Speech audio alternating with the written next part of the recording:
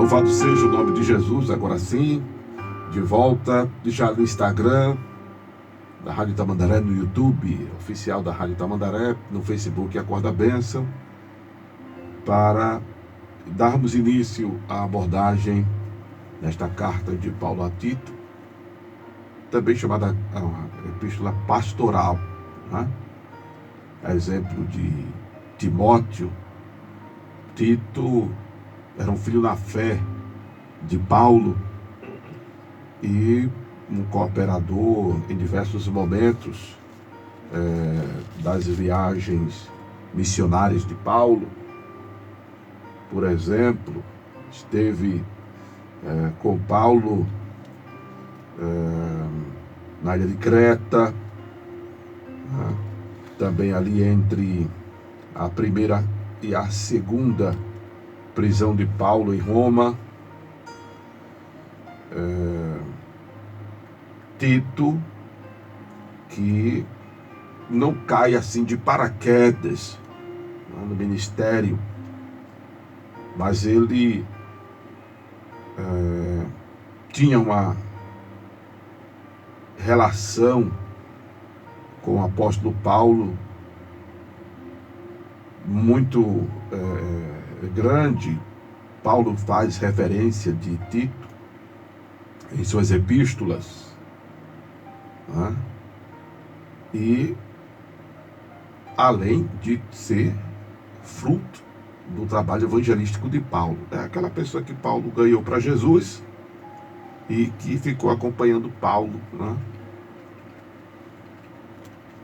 Em sua jornada missionária.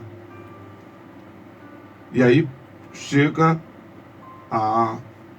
ao episcopado,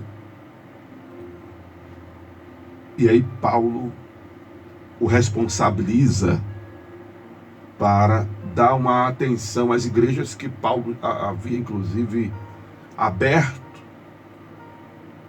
porém, devido às suas muitas ocupações, elas ficaram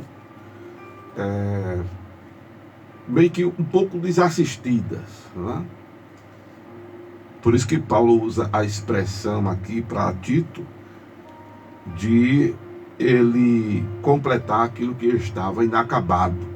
É uma expressão que a gente lê aqui nesse capítulo 1, inclusive. Ou seja, Paulo responsabiliza Tito para gerar estrutura, organização melhor, trabalhar no desenvolvimento, na qualidade da igreja de então, né? Por isso que esta é também denominada uma carta pastoral, ou epístola pastoral. Amém? Louvado seja Deus. Temos algumas coisas a pontuar aqui. Eu sugiro que vocês leiam esse capítulo 1, quem não leu, né? Na verdade, leia o livro de Tito, que também não é muito longo. Essa semana mesmo a gente termina essa epístola, porque ela só tem 3 capítulos. Ela só tem 3 capítulos, e com a graça de Deus a gente termina ela essa semana mesmo. Estamos começando a fazer essa abordagem em uma quarta-feira. Então nós temos hoje quinta e sexta-feira. Louvado seja Deus. Mas nada impede de nós voltarmos a ela depois que a atravessarmos. Umas coisas que eu cuidei de pontuar aqui, já me alegrando, é que encontrei uma segunda coisa, que não é de agora, porque eu já li isso aqui, meu Deus do céu, já fiz essa abordagem muitas vezes, mas me lembrei, ao reler, né, uma segunda coisa que Deus não pode fazer. Em Lucas 1:37 diz que para Deus nada é impossível. Lá no campo das possibilidades, para Deus nada é impossível. Mas a Bíblia pontua 2 coisas que Deus não pode fazer. Uma delas é negar-se a si mesmo, conforme está escrito em Timóteo. E a outra que Deus não pode fazer é mentir. Né? Paulo pontua isso dizendo que o Senhor nos deu a esperança da vida eterna, a qual Deus, que não pode mentir, prometeu antes dos tempos dos séculos. A gente observa que vida eterna era uma das coisas focadas por Paulo na orientação, na formação do seu bispado. Porque Paulo tinha o bispado. Paulo era um pastor que orientava outros pastores. Não é? O bispado consiste nisso. É um pastor que toma conta de outros pastores, que orienta outros pastores, que prepara outros pastores. E a gente não vê em momento nenhum Paulo ostentando isso. É interessante, é isso, né? Que na nossa contemporaneidade, eu tenho falado muito dessa expressão ostentação eclesiástica, porque a turma acha que ser pastor, né, é ser alguém divinizado ao ponto de querer até reivindicar uma espécie de adoração, misericórdia. Né? Então as pessoas estão beijando a mão, ou então chamando de pai, né? Pai Amaro. Vai pensar, não, vai para essas coisas para lá, pelo amor de Deus, né? Pai fulano, pai Beltrano, pai Ciclano. Uma outra coisa que inseriu-se no segmento evangélico foi esse negócio de cobertura espiritual. Cobertura espiritual. Aí me procuraram alguns colegas: pastor Amaro, você pode me dar cobertura espiritual? Eu digo: claro, não posso não. Eu não cobro nem a mim, eu não cubro nem a mim. Você tem que estar debaixo da cobertura espiritual de Jesus. Entende, irmão? Essa expressão, esse movimento contemporâneo aí, essa teologia contemporânea, dessa divinização ao humano, ela deve ser descartada. E Paulo trata disso direto quando falou a Tito, quando falou a Timóteo, e fala a Tito para que as pessoas não se apeguem a fábulas. Fábulas é coisa da cabeça. Fábula é coisa da cabeça da pessoa. É invencionice. É elaboração sem fundamento verídico. É uma elaboração sem respaldo bíblico, considerando que a Bíblia é o instrumento aferidor da verdade. Não é? Então, voltando aqui ao foco de Paulo, em sua formação aos seus cooperadores, aos seus conservos, que eram pessoas que serviam ao Senhor junto com ele, o ajudavam. Paulo foca na questão vida eterna. E precisamos estar focados na vida eterna. Uma das frases que eu tenho pregado ao longo desses anos todos de ministério é de que só vale a pena ser crente se for para ir morar no céu. Né? E essa consciência deve partir de nós, pregadores, de nós, ministros. A importância de ser crente e o foco de ser crente para ir morar no céu. Porque se não for isso, Paulo, usando a expressão de Paulo aos Coríntios, né? Se esperarmos em Cristo só nesta vida, somos os mais miseráveis dos homens. Pontuei isto. Pontuei que Deus não pode mentir. Mas em que Deus não pode mentir? Com relação à sua palavra. Ele não pode, Paulo disse a Timóteo, negar-se a si mesmo. Eu até falei numa abordagem recente a esta, que Deus ele não tem compromisso com a vida de ninguém. compromisso de Deus é com a palavra dele. Ele vela sobre a palavra dele para a cumprir. Agora, se você estiver na palavra e a palavra estiver em você, aí é diferente, porque ainda assim o compromisso de Deus é com a palavra dele em você.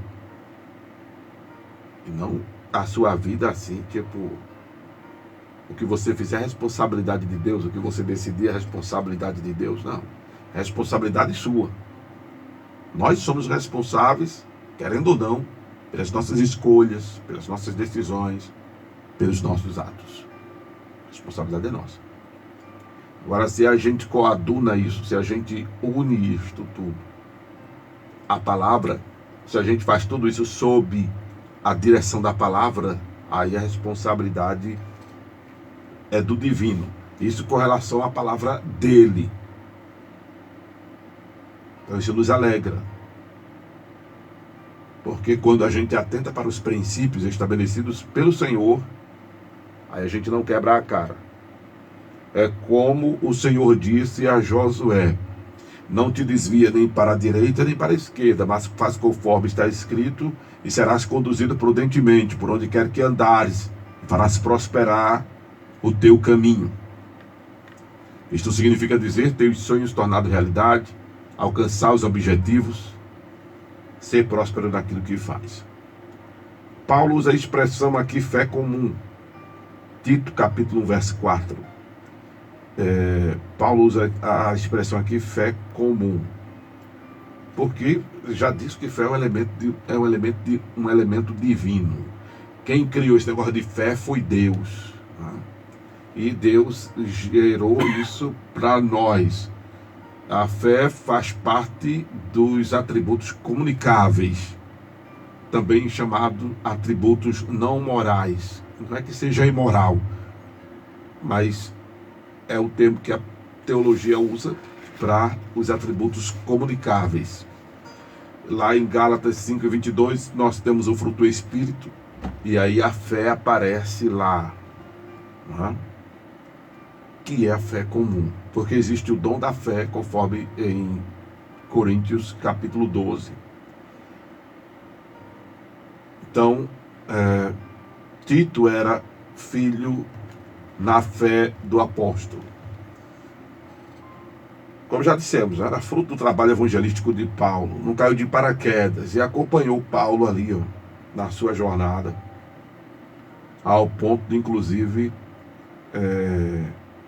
receber a responsabilidade de Paulo de pastorear a igreja, né, que estava em Creta. Na verdade, as igrejas que estavam em Creta, por onde Paulo havia passado e aberto frentes evangelísticas. Louvado seja Deus. E o versículo 5 já nos afirma isso. Por essa causa te deixei em Creta, para que pusesse em boa ordem as coisas que ainda restam, e de cidade em cidade estabelecesses presbíteros, como já te mandei. O que são presbíteros? O presbítero é um pastor local, né? Eu sempre tenho falado que as funções eclesiásticas, elas não seguem uma hierarquia nessa verticalidade. Quando eu falo de verticalidade, você pensa na coluna vertebral, em algo que está em pé, tá certo? As funções eclesiásticas, elas não seguem essa verticalidade, né? Nem de baixo para cima, nem de cima para baixo, muito menos hierárquica.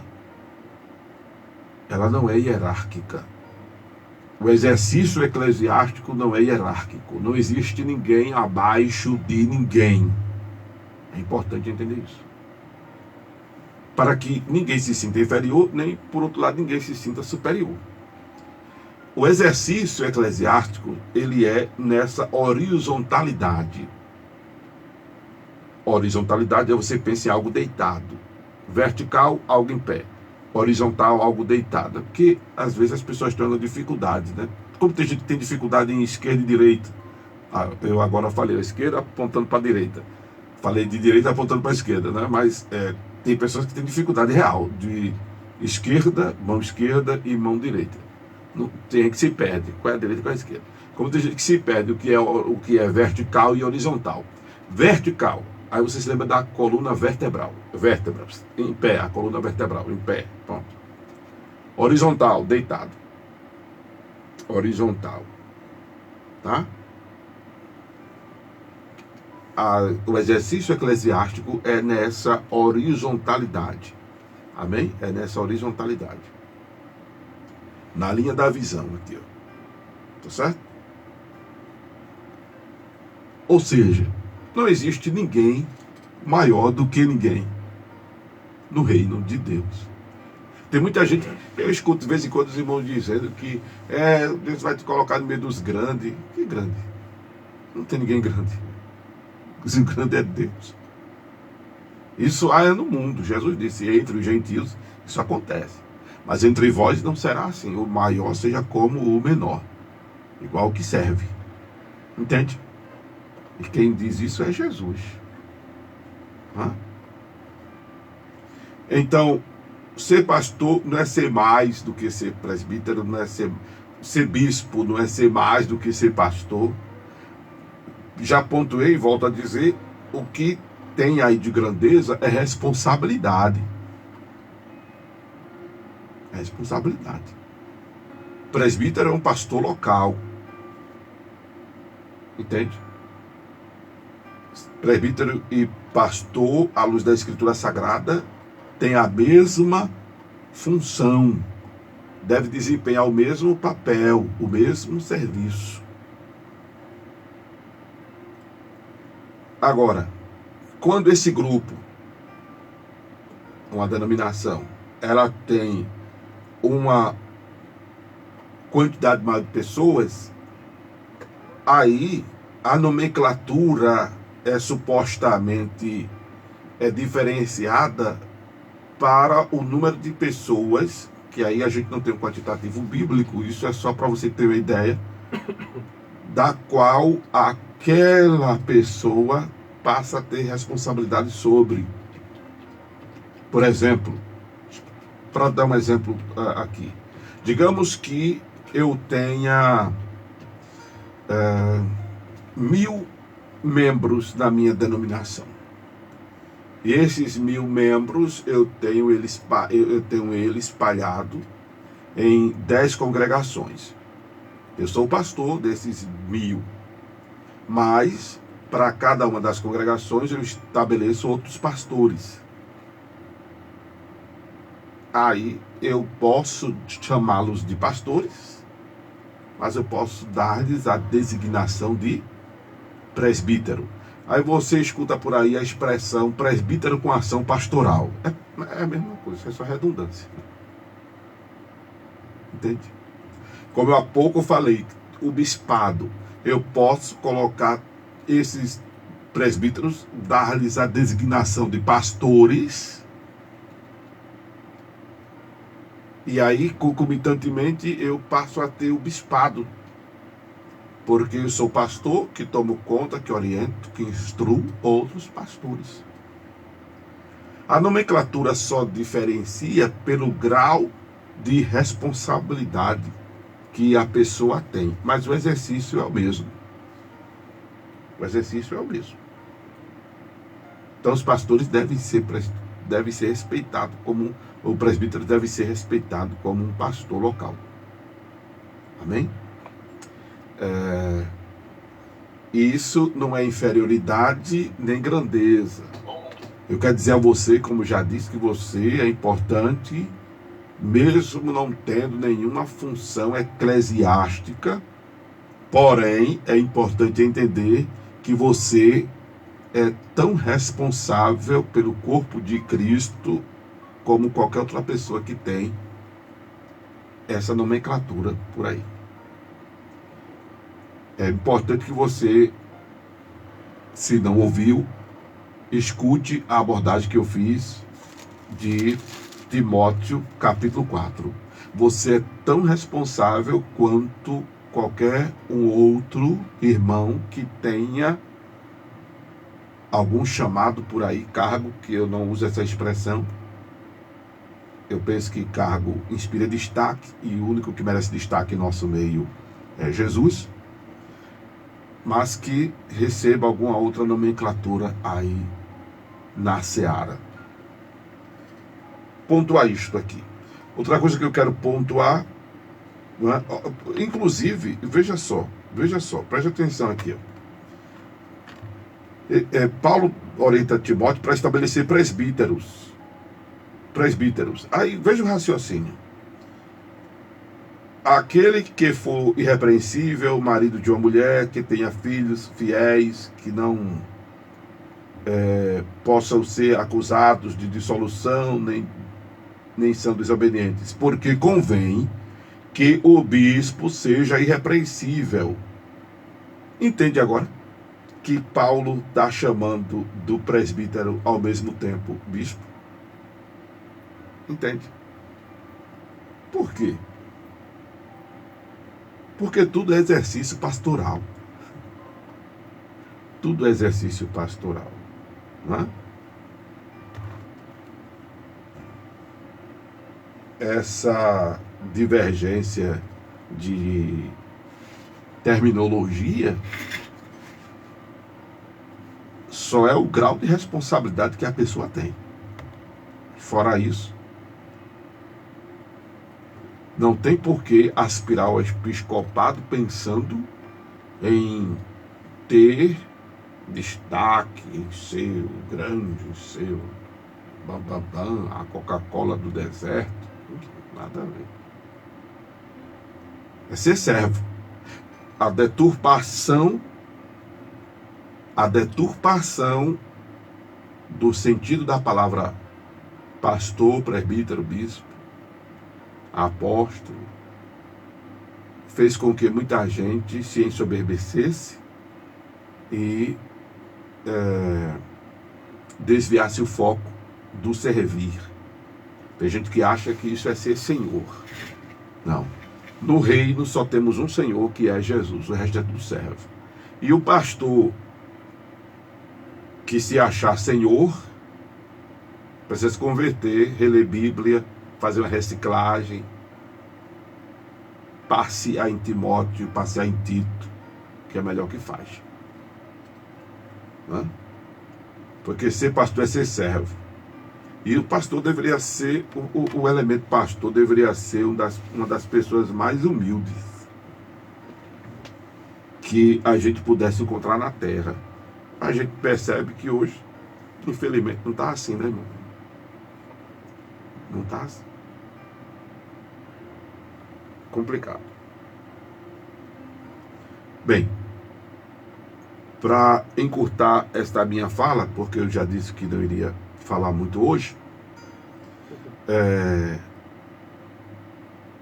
Paulo continua orientando Tito, igual orientou Timóteo, a reter firme a fiel palavra, que é conforme a doutrina, para que ele fosse poderoso tanto para admoestar com a sã doutrina, como para convencer os contradizentes. Ele está orientando isso para Tito e orientando Tito a orientar os presbíteros. Com relação às exigências aqui de moralidade, é algo que deve ser observado, claro, de pronto, a nós, pregadores, e as pessoas a quais nós vamos estar separando para o devido exercício eclesiástico. Não colocar qualquer pessoa. É importante que a pessoa tenha um padrão de moralidade. Isso é importante considerar. Né? Pronto. As demais orientações de Paulo a Tito seguem aqui neste capítulo 1, para que os irmãos fossem sãos na fé, ou seja, saudáveis na fé. Procure ser saudável na fé. O que é ser saudável na fé? Ser saudável na fé, para terminar aqui, versículo 16. Confessam que conhecem a Deus, mas negam-no com as obras, sendo abomináveis e desobedientes e reprovados para toda boa obra. Então, ser são na fé não é só falar, é viver. É conhecer a Deus na teoria, que é o texto sagrado, e viver Deus na prática. Porque uma coisa é a pessoa confessar que conhece Deus e na prática negar. A questão da confiança, a questão da santidade, a questão do temor, enfim. Precisamos realmente demonstrar o nosso conhecimento de Deus mais em atitudes, em comportamento, em ações, do que em palavras, do que em teorias. Isto é salutar para nós. Isso é obviamente uma responsabilidade individual, mas conforme já vimos aqui, é importante para os que nos acompanham, né? Obviamente cada um dará conta de si mesmo a Deus, mas é importante que nós sejamos exemplos. Amém? Porque nós somos, como está escrito em Hebreus, rodeados por uma grande nuvem de testemunhas. Que o Senhor abençoe vocês todos, em o nome de Jesus. Em o nome de Jesus. E se esta palavra mexeu com você, o que você ouviu já não foi a voz de Amaro Correia, foi a voz do divino. Momento